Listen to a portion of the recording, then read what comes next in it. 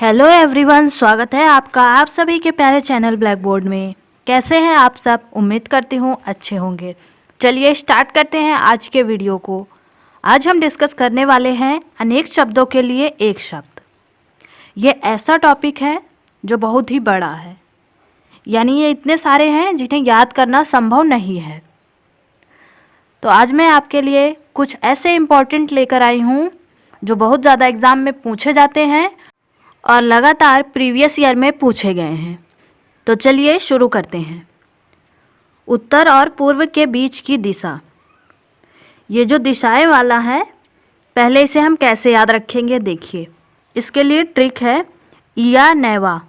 अब दिशा कैसे बनती है देखिए, इसके लिए आपको थोड़ा सा एक ग्राफ समझना होगा। ये ऐसे बनता है ना, यहाँ पर उत्तर होगा, यहाँ पर दक्षिण होगा, यहाँ पर पूर्व होगा, यहाँ पर पश्चिम होगा। तो जो उत्तर पूर्व के बीच की दिशा है यहाँ पर ई आएगा, और जो पूर्व और दक्षिण के बीच की दिशा है यहाँ पर आ आएगा, और जो दक्षिण और पश्चिम के बीच की दिशा है यहाँ पर नय आएगा, और जो पश्चिम और उत्तर के बीच की दिशा है वहाँ पर वा आएगा।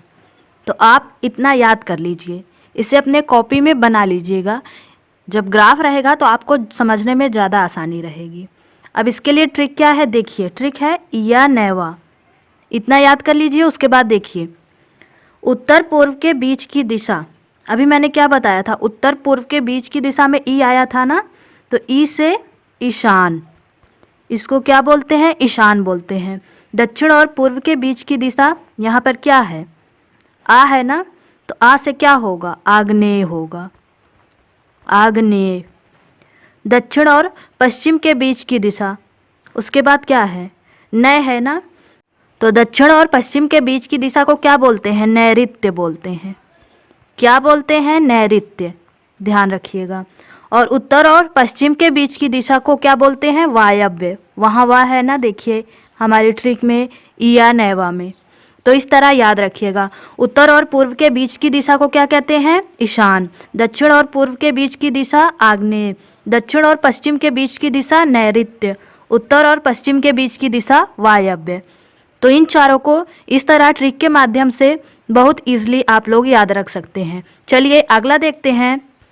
अगला है जीने की इच्छा। जीने की इच्छा को क्या बोला जाता है? जिजीविषा बोला जाता है। फ्रेंड्स, मैंने वही लिए हैं जो बहुत ज़्यादा कन्फ्यूज़न क्रिएट करते हैं। जान से मारने की इच्छा को क्या कहते हैं? जिज्ञासा कहते हैं। क्या कहते हैं? जिज्ञासा। किसी भी बात को जानने की इच्छा, इसे क्या बोलेंगे? जिज्ञासा बोलेंगे। क्या बोलेंगे? जिज्ञासा। जीतने की इच्छा को क्या बोला जाता है? जिगीषा बोला जाता है। इनका शब्द भी ध्यान रखिएगा, कैसे ये शुद्ध शब्द में लिखा जाता है, नहीं तो वहाँ गलत शब्द देकर भी कंफ्यूज कर देता है।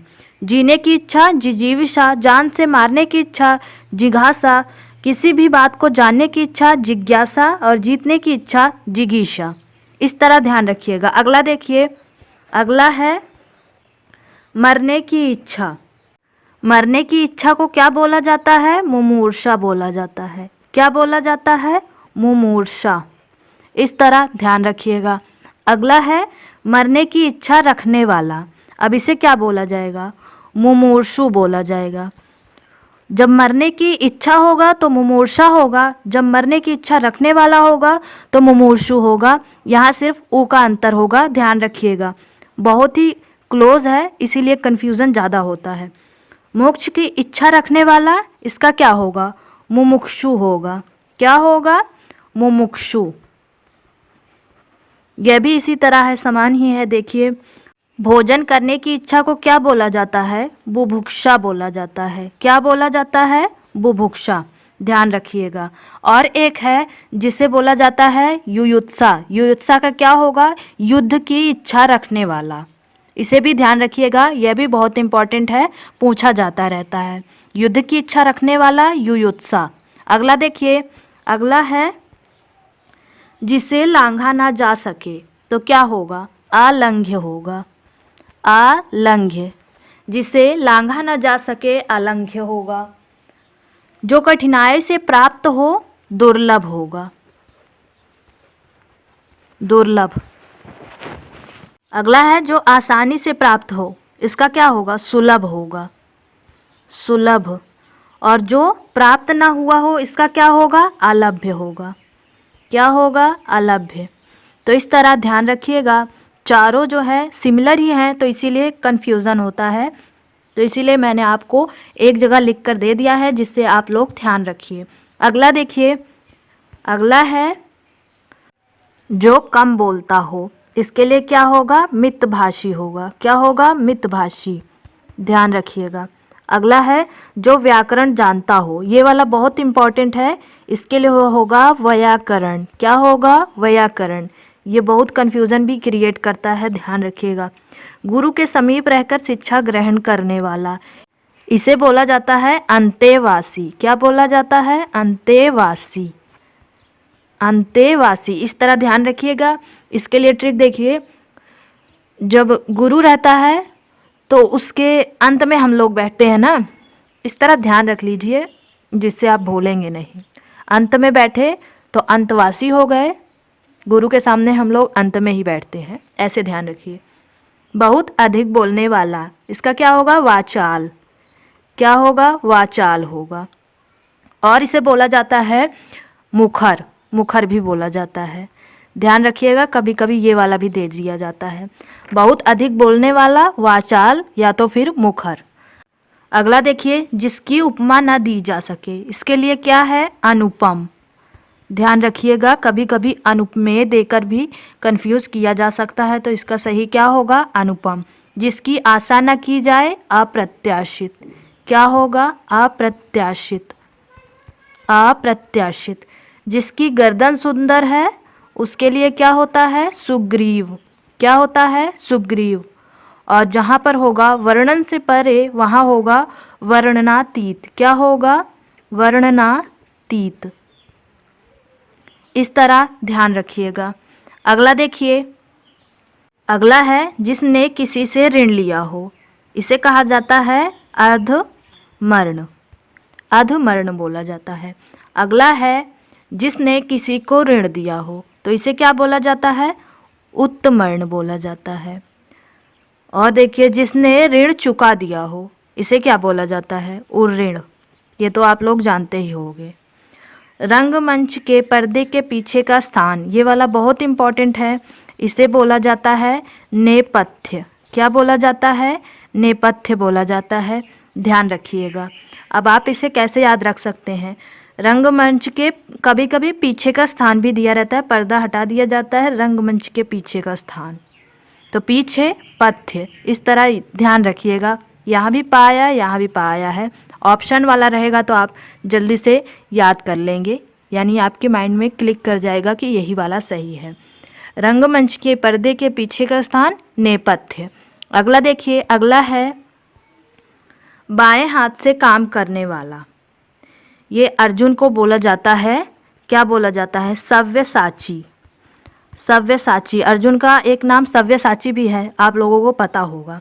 बाएं हाथ से काम करने वाला सव्यसाची, क्योंकि अर्जुन भी बाएं हाथ से ही काम करते थे। जहाँ मुफ्त में भोजन दिया जाता हो, वहाँ क्या बोला जाता है? सदावर्त बोला जाता है। सदावर्त। पेट की अग्नि जठराग्नि। क्या होगा? जठराग्नि होगा, ध्यान रखिएगा। जंगल में लगने वाली आग, इसे क्या बोलते हैं? दावानल या दावाग्नि भी कहा जाता है, ध्यान रखिएगा।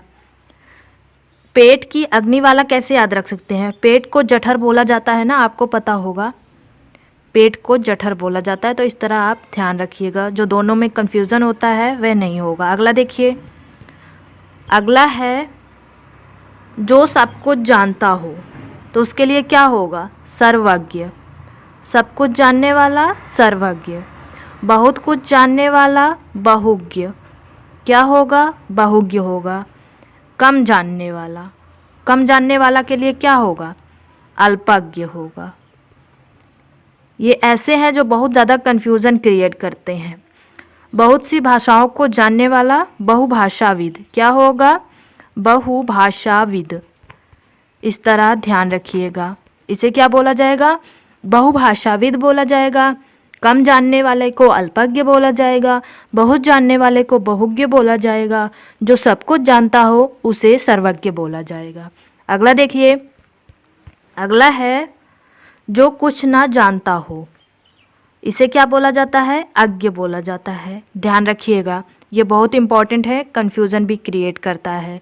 ये जो अज्ञ है यही आगे चलकर अज्ञानी बनता है। अज्ञानी का मतलब क्या होता है? जिसे कुछ नहीं पता हो।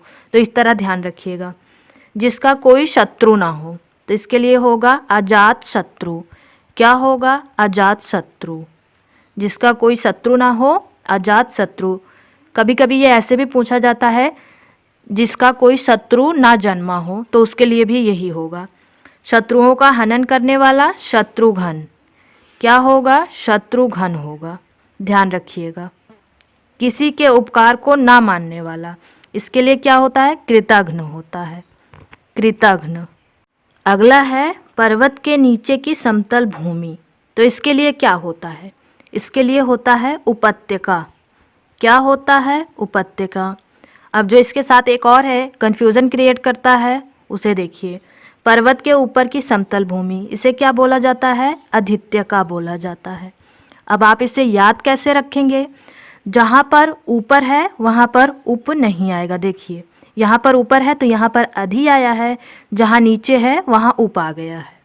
तो आप याद रखिएगा, जैसे नीचे का विलोम क्या होता है? ऊपर होता है ना, तो इस तरह याद रखिए। यहाँ ऊपर का उप आ गया है, तो इस तरह याद रखिए। पर्वत के नीचे की समतल भूमि उपत्यका, पर्वत के ऊपर की समतल भूमि अधित्यका। जब आपको एक अच्छे से याद हो जाएगा तो दूसरे में खुद ही कन्फ्यूज़न नहीं होगा।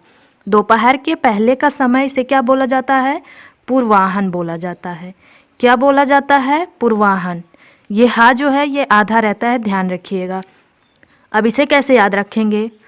पूर्वाहन और अपराहन में कन्फ्यूज़न होती है ना, तो देखिए पहले यहाँ है, पहले का अर्थ क्या होता है? पूर्व होता है ना, तो यही हो गया पूर्वाहन। और दोपहर के बाद का समय अपराहन। क्या होगा? अपराहन। इस तरह इसे भी ध्यान रखिएगा। जब आपको दोपहर के पहले वाला समय अच्छे से क्लियर हो गया तो दूसरे में कन्फ्यूज़न नहीं होगी। अगला देखिए, अगला है रात्रि का पहला पहर, इसे क्या बोला जाता है? इसे बोला जाता है प्रदोष। प्रदोष। अर्धरात्रि का समय, इसे क्या बोला जाता है? निशीथ बोला जाता है। निशीथ। अब आप इसे कैसे याद रखेंगे? अर्धरात्रि में बहुत ज़्यादा ठंड होती है ना, तो ठंड को क्या बोलते हैं? शीत बोलते हैं। तो उसी तरह याद रखिए, निशीथ। शीत से यहाँ क्या बन गया? शीत बन गया। इस तरह ध्यान रखिएगा। रात्रि का तीसरा पहर, इसे बोला जाता है त्रियामा। त्रियामा। यामा मतलब रात होता है और त्रि मतलब 3 हो गया, तो इस तरह याद रखिएगा। रात्रि का तीसरा पहर त्रियामा। रात और संध्या के बीच का समय गोधूली। गोधूली। अब आप इससे कैसे याद रखेंगे? शाम के समय गांव में होता है ना, जब गाय भैंस चरकर अपने गौशाला में जहाँ वो रहती हैं अपने घर वापस जाती हैं ना, तो इस तरह याद रखिएगा। शाम के समय गाय भैंस चरकर अपने घर जाती हैं, तो गाय से क्या हो गया? गोधूली हो गया। इस तरह ध्यान रखिएगा। अगला देखिए, अगला है अभ्यास प्रश्न। समय की दृष्टि से अनुकूल, इसके लिए एक शब्द क्या होगा? अब इनमें से इसका कौन सा सही आंसर है, इसे आप कमेंट सेक्शन में ज़रूर बताइएगा। आपको वीडियो कैसे लगा यह भी बताइएगा। वीडियो पसंद आए तो वीडियो को लाइक कीजिए, अपने दोस्तों के साथ शेयर कीजिए और ऐसे ही इंटरेस्टिंग वीडियोस देखने के लिए चैनल को ज़रूर सब्सक्राइब कीजिए। Thank you.